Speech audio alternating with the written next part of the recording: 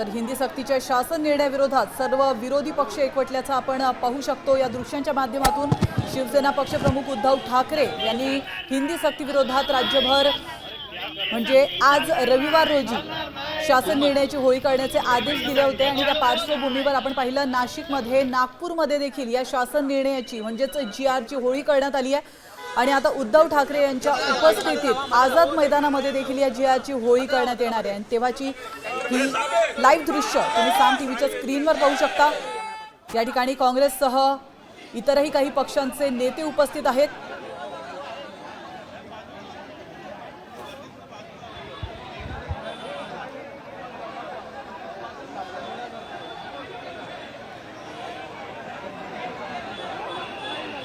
उद्धव ठाकरे असतील, संजय राऊत, त्याचप्रमाणे मनसेचे नितीन सरदेसाई, आदित्य ठाकरे देखील या ठिकाणी उपस्थित आहेत।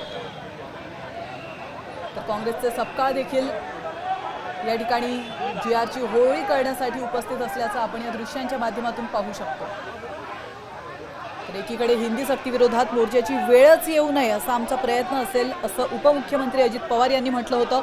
मात्र तरी देखील सत्ताधारी पक्षाकडून अजूनही कुठलं त्यानंतरचं वक्तव्य समोर आलेलं नाहीये किंवा जीआर मागे घेण्यासंदर्भात कुठलं वक्तव्य सत्ताधारी पक्षाकडून समोर आलेलं नाहीये आणि त्यामुळे आता सर्व विरोधी पक्ष एकवटल्याचे आपण पाहतोय। मोर्चे करतायत, ठिकठिकाणी मोर्चे होताना पाहायला मिळत आहेत।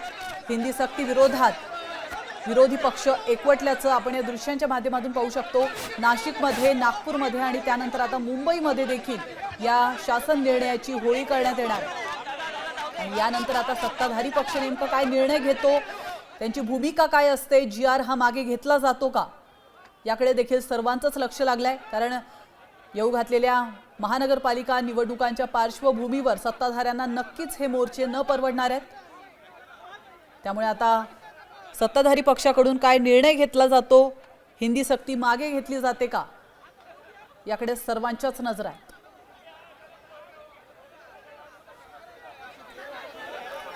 तर आझाद मैदान परिसरातली ही लाईव्ह दृश्य तुम्ही पाहू शकता।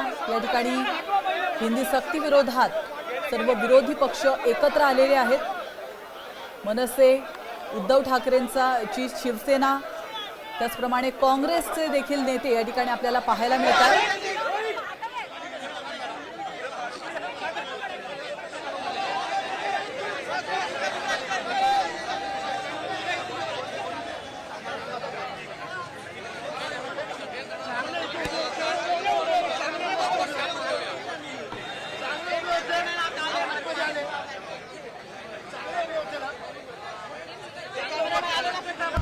आता isakal.com आहे देशातील नंबर 1 ची मराठी न्यूज वेबसाईट। प्रत्येक अपडेटसाठी isakal.com ला नक्की भेट द्या।